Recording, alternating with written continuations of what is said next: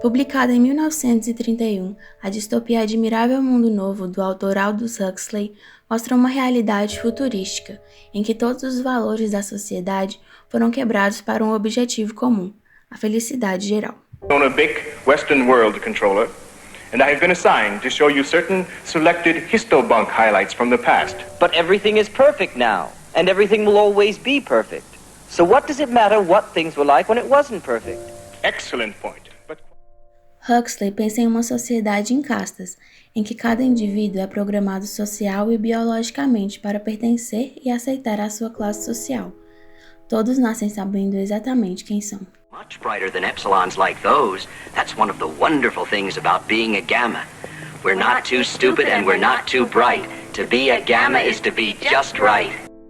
Ao contrário da atualidade, a coletividade é supervalorizada. O casamento, a monogamia e até a família foram banidos por causarem conflitos e sofrimento. And sometimes refusing to engage with more than one individual of the opposite sex.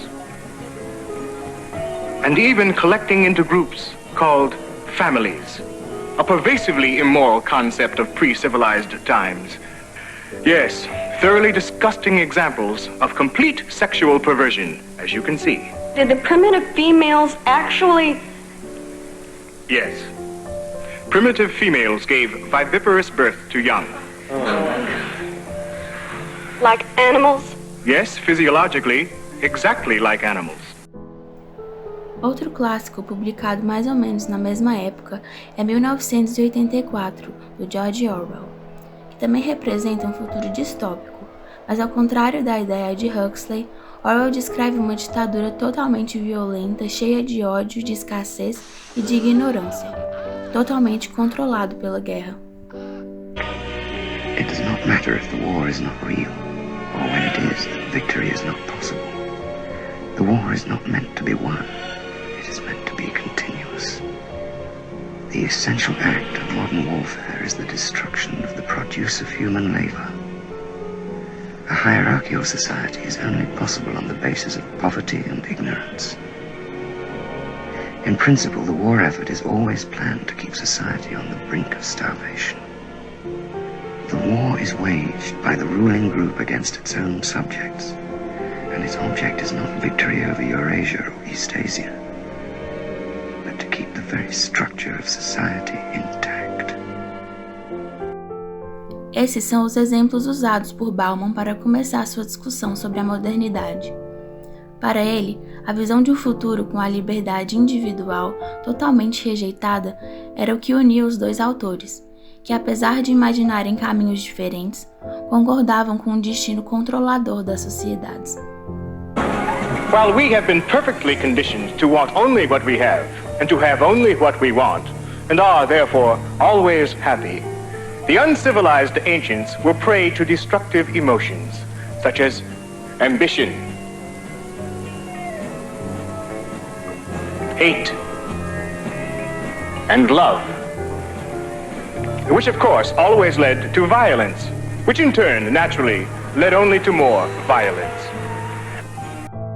A sistematização exacerbada do admirável mundo criado por Huxley não negava a religiosidade humana, por exemplo, apenas a adaptava. A imagem de Henry Ford, que deu o nome à influência fordista, era vista como divina. Ford bless you. Bauman usou o Fordismo para contextualizar o pontapé do que ele chama de capitalismo pesado. Ele o define como um grande barco, em que todos os passageiros confiam cegamente na tripulação e usam a viagem para aproveitar a vista para o mar. Henry Ford, sem muita ostentação, deu início a uma fábrica de automóveis que mudaria o conceito do novo veículo. A Ford adotou a primeira linha de montagem, onde os trabalhadores não precisavam de tanta especialização. Ao lado de uma esteira rolante, cada operário adicionava uma peça ao corpo do carro. O barateamento foi brutal. Assim como os passageiros do barco, os trabalhadores apenas concentram em fazer sua parte. Mas tudo muda quando Bauman diz que nossa modernidade não consiste mais em tripulação e passageiros. A crítica é que vivemos em um capitalismo leve, em que os passageiros de um avião descobrem que a cabine do piloto está vazia e ninguém sabe o que fazer. Não há meio de extrair da caixa preta qualquer informação sobre para onde vai o avião, onde aterrissará, quem escolherá o aeroporto e sobre se existem regras que permitam que os passageiros contribuam para a segurança da chegada. Então, se instala o caos.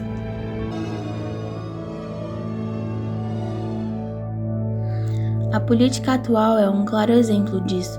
As propagandas eleitorais são baseadas na sedução. A ordem política virou um jogo de celebridades, e o objetivo não é mais liderar, e sim convencer o eleitor. Faz caras que tá uma delícia, que o pessoal aqui adora esse negócio. Essa é a diferença entre os líderes e os conselheiros. Os líderes existem para mediar o que é público e o que é vontade individual. Não é apenas sobre ouvir a maioria, mas também sobre manter a ordem para o bem-estar geral. Já os conselheiros estão sempre pisando em uma corda fina para se manterem em pé, e aplaudidos e queridos pela sociedade. Assim como as celebridades, olhamos para os políticos com os olhos dos nossos valores e de quem queremos ser. Ele quer ser vereador, estou pedindo voto. Mas o que ele quis dizer com quem queremos ser? Queremos ser alguém porque ainda não somos nós mesmos. As muitas possibilidades que a modernidade nos trouxe traz também a responsabilidade da escolha.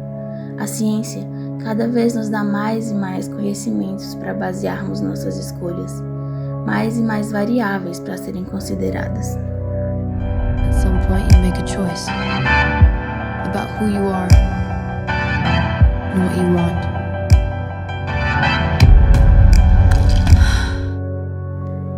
E não conseguimos escolher. É o que Bauman diz ser o motivo de tanta ansiedade. Temos tantas e tantas opções na palma de nossas mãos que simplesmente não conseguimos escolher. Então, passamos a nos angustiar. I'm envious of your generation. You guys don't care as much about the rules. Não sabemos quem realmente somos, de onde viemos, o que gostamos ou não. Nossa identidade para Bauman são nossas escolhas e condições comerciais. De tanto consumirmos, viramos mercadoria. Nós passamos a vender nossos valores e até aqueles padrões sólidos da pré-modernidade. A saúde, que antes era um conceito sólido, já confunde as barreiras com a aptidão. A aptidão sempre foi objetiva, se sente apto, mas a saúde costumava ser objetiva e sistemática. Para ser saudável, faziam-se exames. E não é que na modernidade não façamos mais exames ou medimos pressão, mas até as mais inimagináveis concretudes começam a liquidificar. A saúde começa a ser vendida. A medicina é movida pela oferta e procura. Os corpos saudáveis são colocados nas vitrines e pílulas mágicas para o colesterol são enviadas para as portas das casas por aplicativos online. A corrida não tem fim. A busca pela saúde e por qualquer outra coisa na modernidade não passa disso. É uma eterna busca. Nadamos constantemente por um mar agitado e esbarramos com os outros de vez em quando, mas é só até a próxima onda se aproximar e levar cada um para um lado. Vivemos míopes em relação uns aos outros e totalmente cegos em relação a nós mesmos. Porém, o incômodo da modernidade líquida, em que nada parece se firmar e todos os valores parecem estar perdidos, na verdade não se resume a ansiedades diante de milhões de prateleiras de supermercado. O incômodo, na verdade, é o incômodo da ignorância. Escrever, para o poeta, significa romper a muralha atrás da qual se esconde alguma coisa que sempre esteve lá.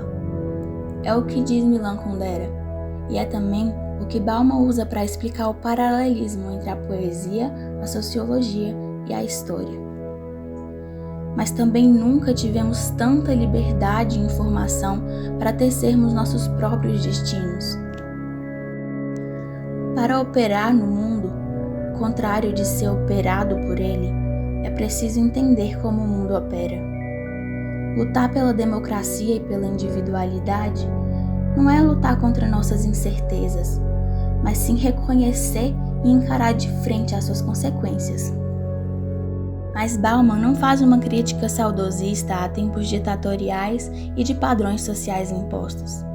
Ele critica a modernidade para que a entendamos e possamos escolher o que fazer com ela.